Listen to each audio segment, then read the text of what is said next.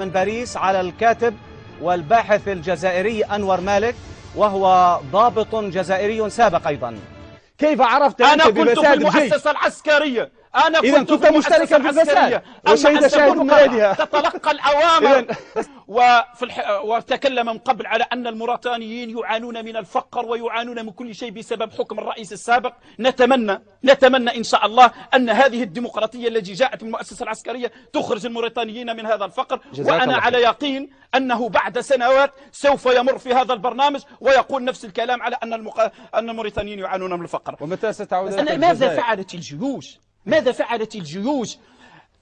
فعلت الجيوش؟ الجيش، المؤسسة العسكرية الجزائرية صنعت حربا أهلية في الجزائر، صنعت حرب الرمال مع المغرب، صنعت جبهة البوليزاريو تمونها بالمال والعتاد والسلاح، حولت المغرب العربي إلى بؤرة لأطماع أجنبية. ماذا فعلت المؤسسات العسكرية؟ المؤسسة العسكرية السورية منذ أكثر من 30 عاما لم توجه رصاصة واحدة والجولان محتل.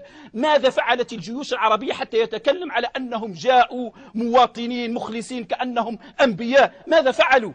المؤسسات العسكرية صارت عبئا على الأمة.